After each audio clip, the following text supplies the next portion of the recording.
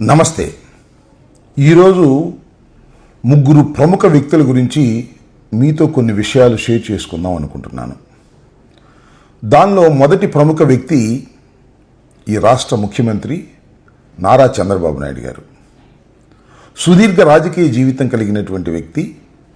ఉమ్మడి రాష్ట్రానికి, విడిపోయిన రాష్ట్రానికి సుదీర్ఘకాలం ముఖ్యమంత్రిగా పనిచేస్తున్నటువంటి రాజకీయ నాయకులు. చాలా కింది స్థాయి నుంచి అంచెలంచెలుగా ఎదిగి రాష్ట్ర ముఖ్యమంత్రిగా ఇవాళ ఉన్నారు. రాష్ట్ర ముఖ్యమంత్రిగా ఉండటమే కాకుండా దేశ రాజకీయాల్లో కూడా చాలా సందర్భాల్లో కీలక పాత్ర వహించినటువంటి వ్యక్తి నారా చంద్రబాబు నాయుడు గారు. ఆయన వ్యూహాల్లో దిట్ట. అధికారం కోసం ఎంత దూరమైనా వెళ్ళగలడు. అందితే జుట్టు పట్టుకోగలడు, అందకపోతే కాళ్ళు కూడా పట్టుకోగలడు. వ్యూహాల్లో బాబు గారిని మించిన రాజకీయవేత్త బహుశా భారతదేశంలో ఎవరు లేరే అని చెప్పుకుంటారు. అలాంటి వ్యక్తి నారా చంద్రబాబు నాయుడు గారు. ఆయన మొత్తం జీవితాన్ని ఒకటి పరిశీలిస్తే ఒక చిత్రమైనటువంటి విషయం మనం గమనిస్తాం. అదేంటంటే, నందమూరి తారక రామారావు గారు కాంగ్రెస్ పార్టీకి వ్యతిరేకంగా, ఇందిరాగాంధీకి వ్యతిరేకంగా చాలా కసిగా ఆంధ్ర రాష్ట్రంలో 1983లో తెలుగుదేశం పార్టీని స్థాపించారు. అప్పుడు నారా చంద్రబాబు నాయుడు గారు తెలుగుదేశం పార్టీలో లేరు, లేకపోతే లేకపోయారు. ఎన్టీ రామారావు గారు ఏ పార్టీ మీద వ్యతిరేకంగా పార్టీని స్థాపించారో ఆ పార్టీలో, కాంగ్రెస్ పార్టీలో చాలా క్రియాశీలకంగా ఆ రోజున నారా చంద్రబాబు నాయుడు గారు ఉన్నారు అని ఒక మాట కూడా అన్నాడు. అప్పుడు ఇందిరాగాంధీ ఆదేశిస్తే మా మామమ్మ గారి మీదైనా పోటీ చేస్తాను అని చెప్పాడు. అంటే లాయల్టీ ఆఫ్ కాంగ్రెస్ పార్టీని ప్రదర్శించే ప్రయత్నం చేశాడు.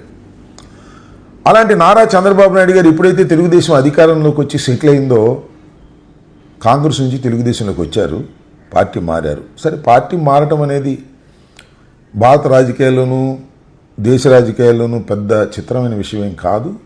అది తప్పుగా కూడా ఎవరూ భావించడం లేదు. పార్టీ మారటం కాదు, పార్టీ మారి తెలుగుదేశాన్ని మొత్తాన్ని ఆక్రమించేసుకున్నారు.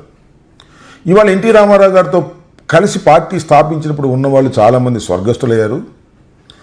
ఉన్నవారిని రాజకీయంగా స్వర్గస్థులు చేశాడు చంద్రబాబు నాయుడు గారు. ఇప్పుడు తెలుగుదేశం అంటే చంద్రబాబు నాయుడు గారు, చంద్రబాబు నాయుడు గారు అంటే తెలుగుదేశం. రాబోయే కాలంలో తెలుగుదేశం అంటే నారా లోకేష్ అంటే తెలుగుదేశం అని చేయడానికి కూడా ఆయన తాపత్రయపడుతున్నాడు. అది వేరే అంశం. ఇది క్లుప్తంగా నారా చంద్రబాబు నాయుడు గారి గురించి చెప్పదలుచుకుంది. ఇక రెండో వ్యక్తి పక్క రాష్ట్రంలో ఉన్న తెలంగాణ ముఖ్యమంత్రి రేవంత్ రెడ్డి గారు.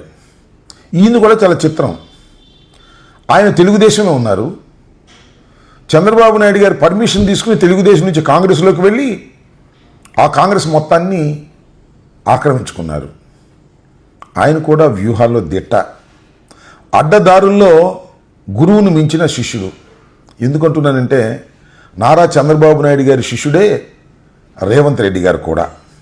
ఈ రేవంత్ రెడ్డి గారు అడ్డగోలుగా, అడ్డదారులో కాంగ్రెస్ పార్టీ ముఖ్యమంత్రి అయిపోయారు.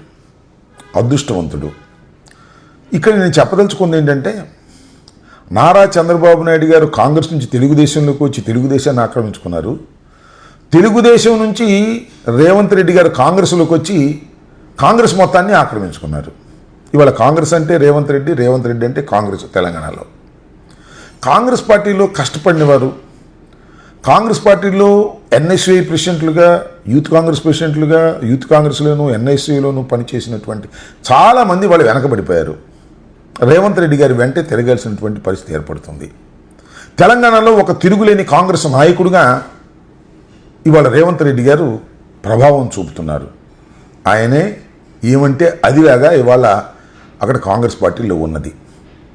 వీళ్ళిద్దరూ రెండు పార్టీల్లో ఉన్నారు. రెండు పార్టీలు మీన్స్ వ్యతిరేకమైన పార్టీల్లో, ప్రత్యర్థి పార్టీల్లో.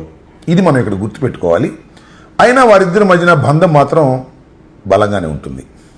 ఇంకా మూడో వ్యక్తి కొణిదెల పవన్ కళ్యాణ్ గారు. సినిమాల్లోకి నుంచి రాజకీయాల్లోకి రావడంలోనే చాలా చిత్రంగా వచ్చారు.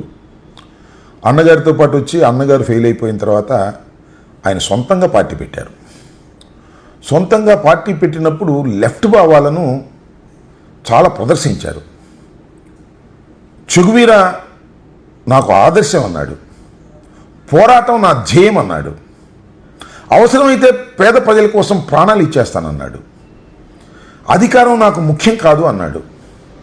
చాలా బోల్డ్గా, బోళాగా, అప్పుడప్పుడు హద్దులు మీరిన ఆవేశంతో ప్రజలకు నేను రక్షణగా ఉంటాను అనేటువంటి భరోసాతో మాట్లాడేవారు కొణిదెల పవన్ కళ్యాణ్ గారు. రాను రాను ఆయన ప్రవర్తనలో మార్పు వచ్చేసింది. ముఖ్యంగా చంద్రబాబు నాయుడు గారితో కలిసి ప్రయాణం చేసినప్పుడు మరింతగా రంగులు మారిపోతూ వచ్చాయి. ముందు లెఫ్ట్ భావాలతో వచ్చినటువంటి పవన్ కళ్యాణ్ గారు లెఫ్ట్ బాల్ వదిలేశారు, కంప్లీట్ రైట్ భావాలకు వచ్చేశారు. రైట్ భావాలు ఎక్కడి దాకా వెళ్ళారంటే సనాతన భావాలను, సనాతన ధర్మాలను ఈ దేశంలో కాపాడటం కోసం కంకణం కట్టుకున్నాను, అవసరమైతే ప్రాణం ఇచ్చేస్తాను అంటే చాలా సందర్భాల్లో ప్రాణం ఇచ్చేస్తాను అనేటువంటి మాట ఆయన చాలా సునాయాసంగా మాట్లాడుతూ వస్తున్నారు ఈ మధ్యకాలంలో. నేను ఇక్కడ చెప్పదలుచుకుంది ఏంటంటే ఆయన ముఖ్యమంత్రి కావాలని, ఆయన ముక్కుసూటిగా వ్యవహరించే వ్యక్తి అని, చాలా సిన్సియర్గా ఉంటాడని భావించేటటువంటి ఒక వర్గం ప్రజలు ఉన్నారు.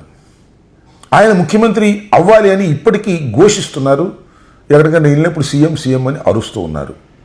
ముఖ్యంగా మా కులస్తులు అనుకోండి, అది వేరే అంశం. ఎందుకంటే ఎన్టీ రామారావు గారు, అదేవిధంగా రాజశేఖర రెడ్డి గారు ఇట్లాంటి వారు రెడ్డి సామాజిక వర్గం నుంచి, కమ్మ సామాజిక వర్గం నుంచి ముఖ్యమంత్రులు అయ్యారు. కానీ కాపు సామాజిక వర్గం నుంచి ఎవరు ముఖ్యమంత్రులు కాలేదు. కాబట్టి చిరంజీవి గారు అవుతారు అనుకుంటే ఫెయిల్ అయ్యాం. కాబట్టి పవన్ కళ్యాణ్ గారన్నా అవుతారు అనేటువంటి భావనతో కాపు సామాజిక వర్గం నడుస్తూ ఉన్నది. అది వేరే అంశం.